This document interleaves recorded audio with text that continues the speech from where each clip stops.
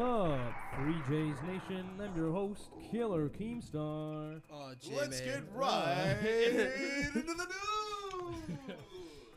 Right, Unreal. well, I think that was a pretty solid mix from my man Riley over there. Thank you very much. I'd say so, as always, Yeah, well you done, make us proud. I don't know what's going on with the microphone here. Something's going on though. Scratch, let all hang loose, baby. Yeah, you know what? Am I coming through on this? Yeah, I can hear you. Check. Yeah. See. Check, check, check, Yeah, check, yeah, check, yeah, check, check. Whoa, yes. That was me. We've got our man, Comrade Massie, That we do, that in we the do, that room. we do. Had him in the books for a while now. Been looking forward to doing this interview. Nice to So be here. thank you very much for coming down, my man. Yeah, no worries, man. Thanks for having me. No problem. How have things been?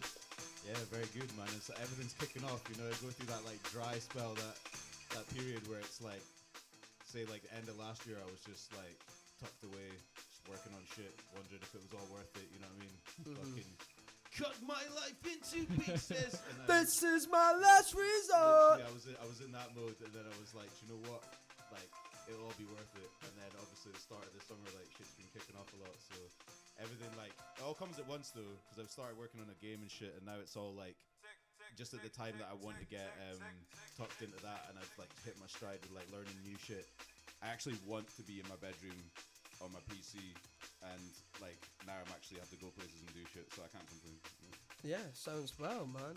Been very busy as always. Oh yeah, trust me, man. How was last Saturday? Dick's Not not gonna pull wasn't itself. last Saturday. It was 2 weeks ago on Saturday. You played at the Pier Party. The Pure Party, yeah, that was so fucking sick, man. Shout out Le Freak as well, you know, that's where we Big met. ups. Yeah, that is where we Le met. Freak Records, yeah, man. And I was bigging up Dundee, you know, I'm a big Dundee fan.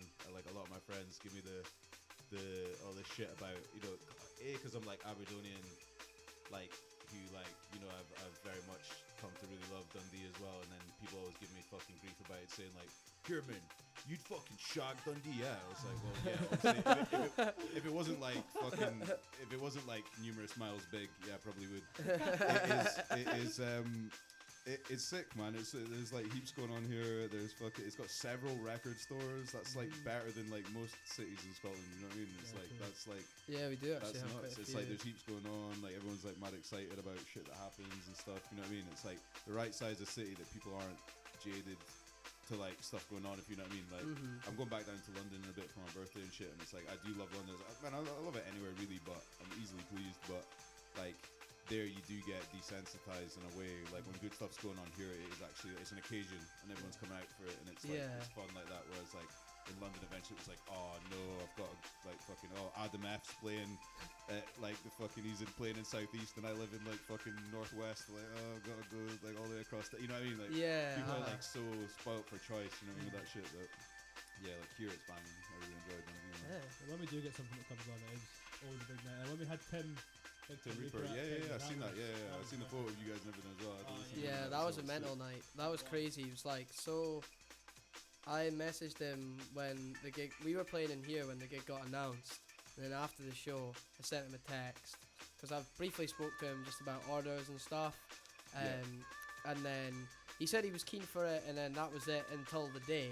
And then Jamie was pushing me to like message him again, so I did it, and then he was like, "Yeah, I'll come up." So it was just like Yeah. hang about all day, and then boom. No, it's that's sick, like, man. I see. I'm not even surprised that he did in that. Like, you know, it's like obviously he's sort of repping the kind of new age of jungle and of drum and bass and shit. So it's like, you know, the fact that you're, you know, holding it down here and that you guys have really kind of like honed in on that genre. You know what I mean? It's like if he, you know, he will see that straight away and be like, yeah, why wouldn't you come through? You know what I mean? If you're gonna be in a city and people are repping your genre, you know what I mean? It's like, why wouldn't you show up? I feel like it'd be a miss to not. You know what I mean? yeah, totally. Definitely, man. Jamie, would you like to ask a question? Yeah, you said briefly about your working on the game. I spoke a bit about it on the couch, but do you want to speak anything about that? Yeah, here, obviously, get the like- home excited. Yeah, it's like so. This is something that like I've only kind of just started speaking about it more, given that like it's like it's all I fucking think about at the minute. I just sit there and like everything's just like, well, I'm trying to listen to what my friends and family are saying. I'm just connecting Unreal C++ blueprints in my head, and like it is something I'm more comfortable talking about now that it's at a phase where like a lot of it's done and it's really in production, if you know what I mean. I had this idea for a while, but A, I didn't know if certain parts of it were going to work. B, there's a lot of snakes out there, and C, you know, at the same time, you know, you always have to be sure that like it was going to balance with all the other projects that I had going on. But I've actually not cancelled, but you know, just put a few other projects on the back burner to be able to like do this. But it's basically, the long and short of it is, without going into too much detail, it's like if you imagine a music production version of Pokemon, and instead of like Pokemon it's samples, and you're going out playing at clubs, get your music signed and shit as well, building up experience to do all this shit, and it involves everyone that's in our label like as like playable characters and NPCs and all this kind of shit. You hear that? You're fucking NPCs, bro. They're all helping out. Like all our friends are like putting samples into it and stuff. It's got like a lot of like big names involved with it now. I'm not gonna name drop the people just yet, because obviously I don't want to jinx it. You know what I mean? And I don't want to hot them up and people do it. And like, you know, call them out. Yeah, I don't want to call them out and put them in an awkward position. But yeah, no, it's I'm really excited about it because like about everyone that I show it to, like I've been meeting a lot of like people that I really respect in music and all that recently, especially through like, you know, getting back involved with more boiler room shit and like just playing lots of like fun shows and stuff. It's like every time I'm with people, I fucking like I was like, you know, like 20 minutes ago I'd be like fucking chatting their ear off about it and just like boring the shit out of them, like talking about the mechanics of this game, you know what I mean? So when they can actually play it, I won't talk about it too much. I'll just wait until they can actually play it. Of but course, right now it's in a playable format where you can actually go and like make the tunes and everything as well. That's and it's dope. like it's at a stage now where I show it to my friends, I let them play it and stuff, and like it's addictive. So that's the, you know what I mean, that's the exciting part. Yeah, it's really cool how you said that you've like involved your label into it, because not sure if you're too into the world of metal, but a band I really like called Static Dress. They recently, maybe like a few months ago now, they actually like made a sort of playable version of their album. Yeah. And it was like a video. It was a Game Boy game. And so they released that. So like it's cool that it's like this is like an extra thing for people to connect with the label. I didn't know about it happening in the metal world. You know what I mean? It was like the thing that actually originally inspired me with it, or like something that I kind of thought of with it that I'd always wanted to do was, so about pretty much 10 years ago to the day almost, like Green Language by Rusty came out, and it was like an album where like everyone I speak to doesn't seem to remember this, but there was a promo thing they did to release it, and like they put out, it was kind of back then obviously like there's a bit more constraints as to what you could do and like build in browsers and stuff, but it was kind of like a little Minecraft style game. It looked like Minecraft, it was very blocky, but excuse me, this low res game where you could just like kick about, and it was kind of what I was aiming to do originally with the game before it morphed into something bigger, because I felt it was kind of, you know, a bit too basic. But the game was effectively like a walking simulator, but you go around, but you would collect like I think it was diamonds. I don't know, because it just lives in my head. You know what I mean? I have these vague, fragmented memories. So I need to go through my own memory and collect all the diamonds to bring it back together. and it was like a fucking. You just went around and collected his tracks in a kind of like little mazy jungle world. And it looked cool and stuff, but like obviously it was very limited back then and everything as well. But I remember thinking like, wow, this is sick. It was a sick concept, but one that only has like a very small bit of mileage, and it's long gone. It's since just like just eroded from the internet. And I've never seen it since. I can't even like find stuff about it. I did find like some articles about it, but obviously the embed, like the little website embeds are like dead and shit. So you know, I was hoping to. So it's just like a Flash play. Yeah, it was kind of like I don't think it was Flash. It was like 3JS or some shit. It was made in. I can't remember what it was made into be the thing. Yeah, 3Js. Exactly. Wow. Yo, whoa, crystals coming together in the mind. All the diamonds. Diamonds. That is that was like a heavy inspiration for it, and that it like, you know, it's just an inspiration it's not something I've been thinking about since then. Just as soon as I started making stuff in Unreal, I was like, I just like to use this I was actually not even going to release anything. I was just going to make a world in Unreal, run about it, put the tracks to it. That was it, you know, just super lazy like that. So what they've done with that Game Boy game sounds Static Dress. Yeah, I'll show you that after the show, man. It's really cool. I definitely will be up for seeing that, because I've made stuff in 2D. I used to make games when I was like 12, 13, and like they were like on Game Maker, but then latterly I was saying on Flash, like Flash games and stuff, and that was all a lot of like 2D stuff, and I always aspired to make, and Scratch. I still do. Is that a thing? I do have another game. Yeah, Scratch. Is that yeah. a game? Like the that game high school like thing you Yeah, piece yeah, together. yeah. No, Yeah. yeah, I remember the one. Yeah. Was that one? Was that thought Cody you or were talking something? about You're the like a different green fish Nah. or something like that. Yeah, I don't remember that, but I remember like there was like a few different like toolkits that you got back then Yeah, for like creating yeah. games. Very simple shit. The Yeah. one that I used was literally just called Game Maker, and the Sick. fucking icon was a ball. It was terrible. It was just literally a red ball. It was like it would come up when you like loaded games and stuff. I was like, what the fuck is that? But they like that shit was mad inspired, and it was very much like a walled garden and shit. But in the same way, Music 2000 that inspired the sampler for this game that I'm making is like. It's kind of cool because like your average punter who's not really into it but just has a sort of passing interest in like music or game making or whatever can have a go at it. Yeah. In the same way, like I think Godot or Godot, I don't really know how to say it, but like there's a thing that's similarly like that, like a more easy programming language that's been made for making 2D games and stuff now.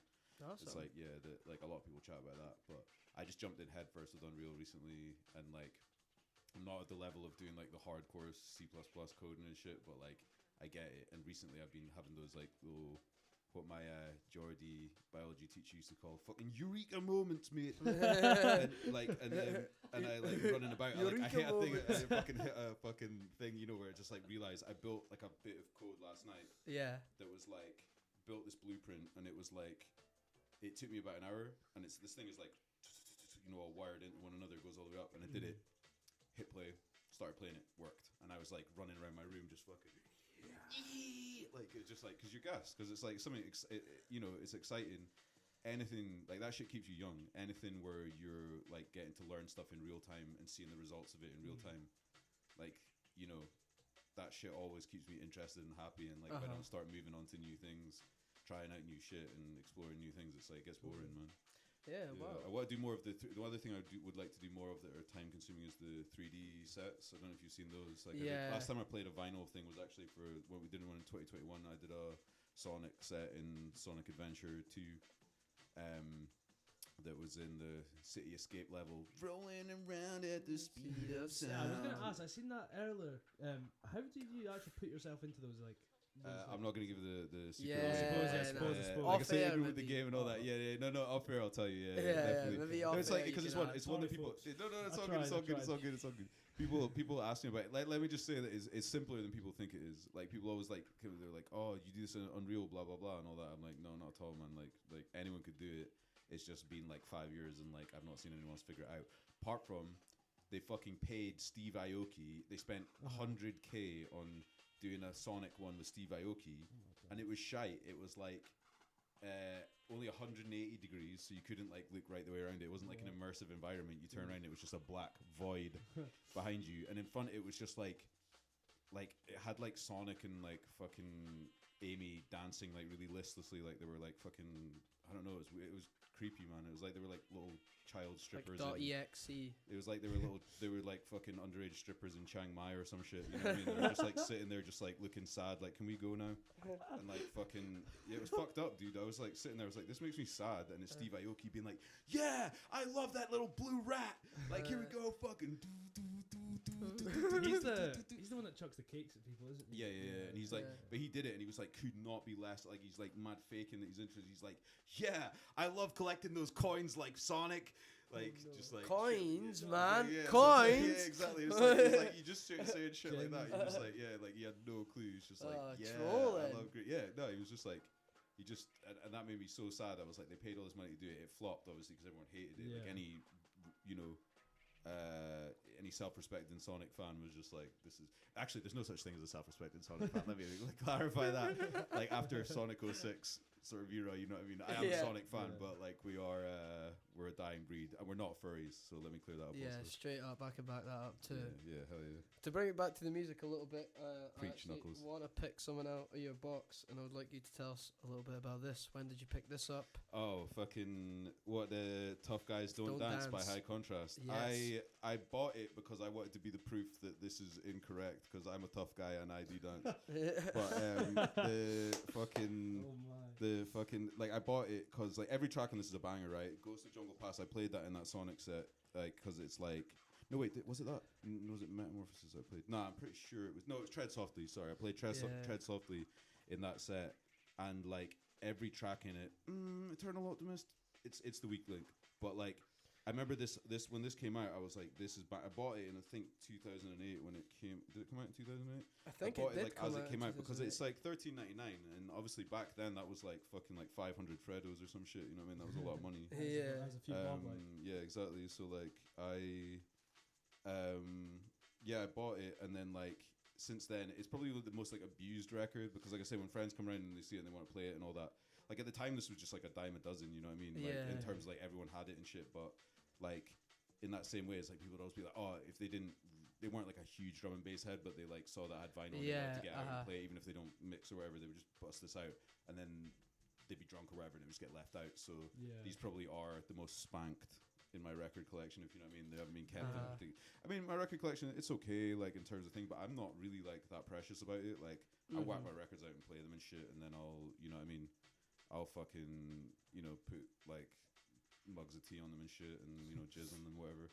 Like they're like, you know, it's not there's just like loads of I don't know, I just hate the whole collector mentality of shit. Like, you know, it's like if I'm gonna like obviously like respect the people who are collecting them at the same time, but if you're not gonna play them, you know, it's like keeping your little fucking plastic figurine. You gotta take your figurines out and play with them, you know, you can't live in the fucking plastic shit, you know what I mean? So like this has been spanked, but I do love it as a release. Actually, I've got that other high contrast one in there, Twilight's Last Gleaming, and that's from a Hospitality mix that Miles and I used to listen to back in the day, and it's when we first like started smoking weed in the teenage years.